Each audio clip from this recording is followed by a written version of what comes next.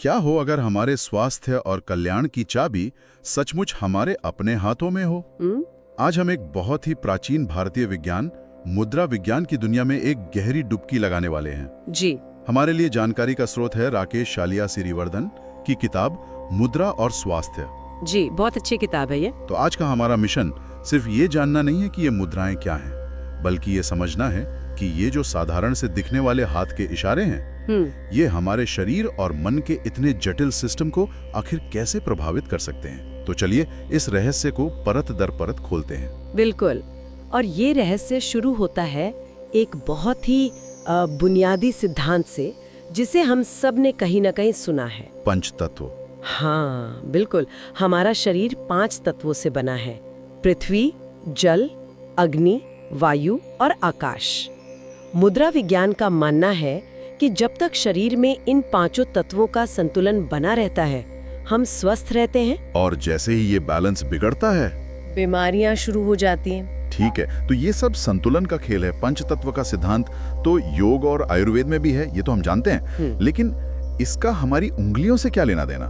ये कनेक्शन कैसे काम करता है? मतलब ये सिर्फ एक प्रतीकात्मक चीज है या इसके पीछे कोई गहरा विज्ञान है? यही सवाल इस विज्ञान के बिल्कुल दिल तक ले जाता है। और नहीं, ये सिर्फ प्रतीक नहीं है। अच्छा। हर उंगली को एक तत्व का कंट्रोल पॉइंट या कह सकते एक एंटीना माना गया है। एंटीना? दिलचस्प। जी देखिए, अंगूठा है अग्नि तत्व यानी ऊर्जा और शक्ति का स्रोत। ठीक है। तर्जनी यानी पहली उंगली, वो है वायु तत्व। मध्यमा सबसे लंबी उंगली आकाश तत्व का प्रतिनिधित्व करती है। अनामिका यानी हमारी रिंग फिंगर, वो पृथ्वी तत्व है।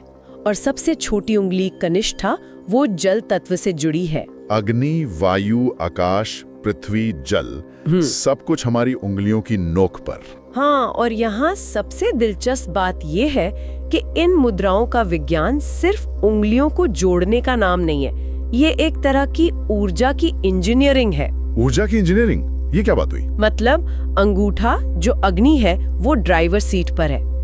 जब अंगूठा किसी दूसरी उंगली को छूता है, तो वो उस उंगली से जुड़े तत्व की ऊर्जा को या तो बढ़ाता है, या उसे संतुलित करता है, या फिर उसे घटाता है। अच्छा। तो हर मुद्रा अपने आप में एक डायनामिक एनर्जेटिक इक्वेशन है, जिसे हम अपने हाथों से सॉल्व कर रहे होते हैं। वाह, ये तो सोचने का एक बिल्कुल नया तरीका है। तो चलिए इस एनर्जेटिक इक्वेशन को प्रैक्टिकल तरीके से समझते हैं। जी। आज की भागदौड़ भरी जिंदगी की सबसे आम समस्या से शुरू करते हैं।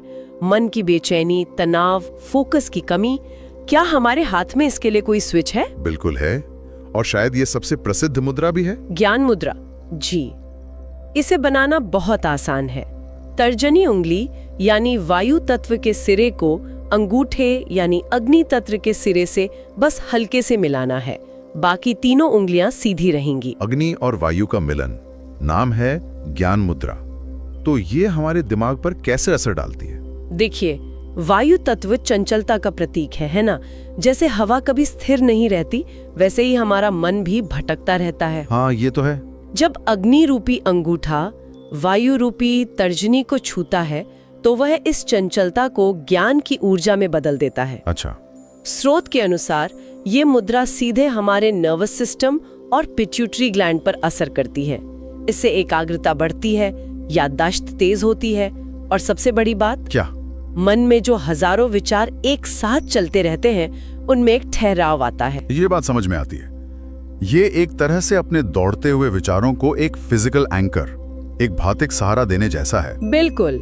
ये सिर्फ शांत हो जाओ कहने जैसा नहीं है, बल्कि शरीर से एक ऐसा काम करवाना है जो मन को शांत होने में मदद करे। लेकिन अक्सर ऐसा होता है कि जो तनाव मन में शुरू होता है, वो शरीर में दिखने लगता है।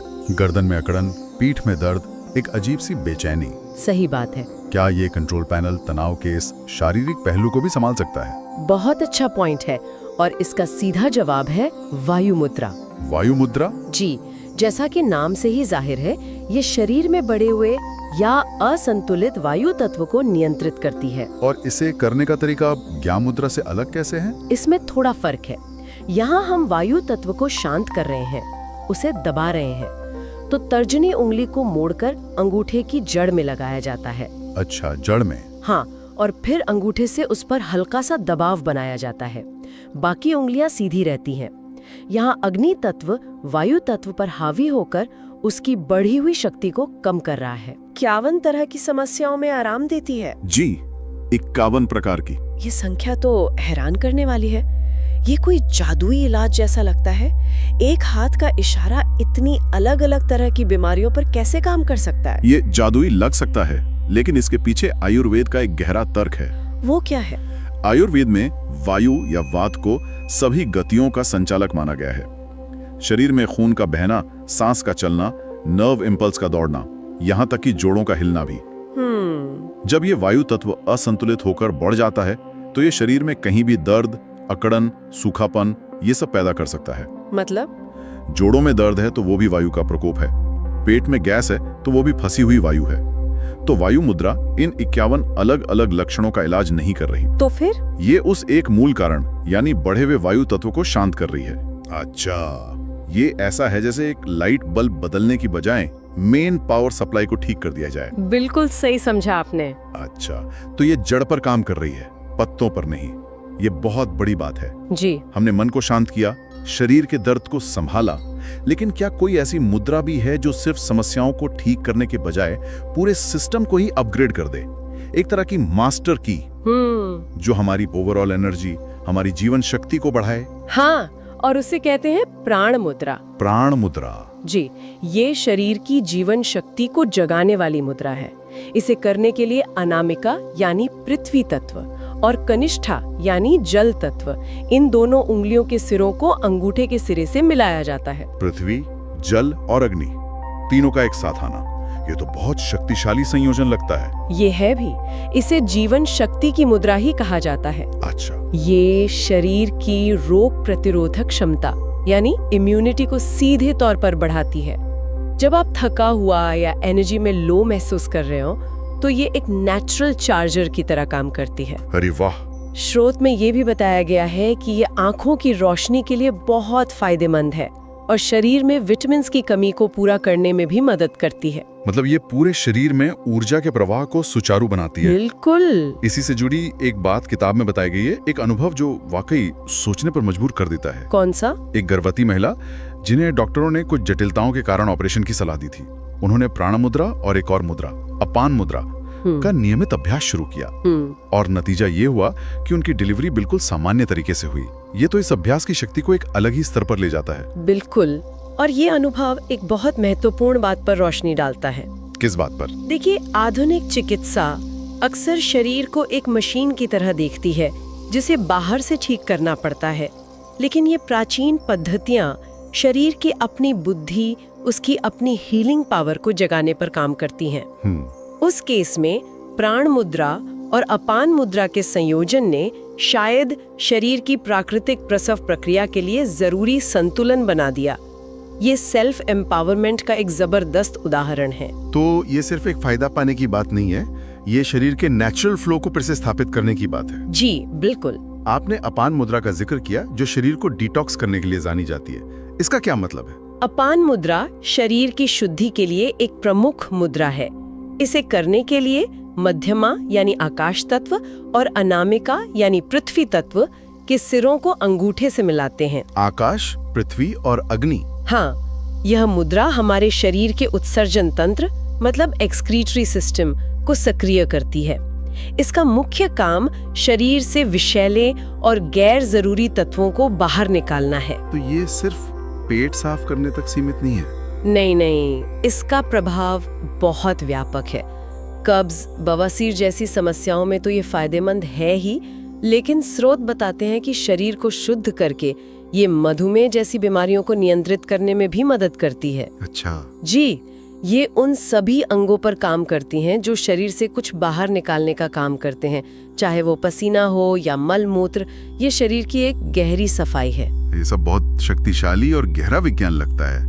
ज्ञान, वायु, प्राण, अपान, हर मुद्रा का एक खास मकसद है। लेकिन क्या इनके अभ्यास के कुछ नियम भी हैं या इन्हें कोई भी कभी भी कर सकता है? ऐसा तो नहीं कि फायदा होने की जगह नुकसान हो जाए? नियम है और उनका ध्यान रखना जरूरी है। जैसे? सबसे अच्छी बात यह है कि इन्हें करने के लिए किसी खास जगह या तैयारी की जरूरत नहीं। आप चलते फिरते, उठते बैठते भी कर सकते हैं। लेकिन अगर आप बैठकर शांत मन और गहरी सांसों के साथ इन्हें करें तो इनका असर कई गुना बढ़ जाता है। और समय को लेकर कोई सावधानी, कितनी देर करना चाहिए? हाँ, एक सामान्य नियम है कि इन्हें भोजन के तुरंत बाद ना करें। थोड़ा गैप रखना अच्छा होता है। और अवधि? हर मुद्रा की एक आदर्श अवधि होती है। स्रोत के अनुसार कुछ मुद्राएं 15-20 मिनट में अपना असर दिखाती हैं, तो कुछ को 45 मिनट तक करने की सलाह दी जाती है।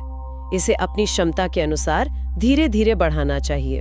और सबसे जरूरी सवाल, अगर किसी को अभ्यास के दौरान कुछ अजीब या असहज महसूस हो तो? ये बहुत जरूरी बात है।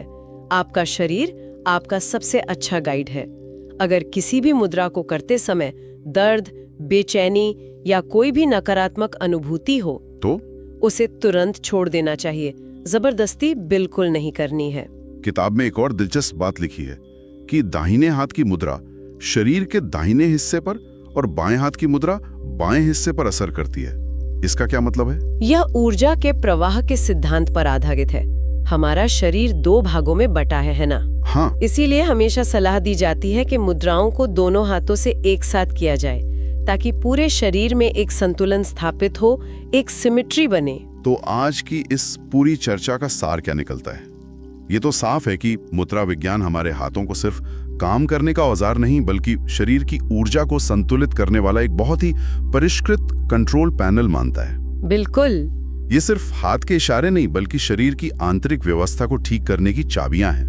और हमने तो किताब में बताई गई 40 से ज्यादा मुद्राओं में से सिर्फ 4-5 पर ही बात की है। इसका सार यही है कि हमारे अंदर हीलिंग की एक जबरदस्त शक्ति मौजूद है। ये सरल हस्त संकेत शरीर की सूक्ष्म ऊर्जाओं को प्रभावित करके हमारे शारीरिक और मानसिक स्वास्थ्य पर बहुत गहरा असर डाल सकते हैं।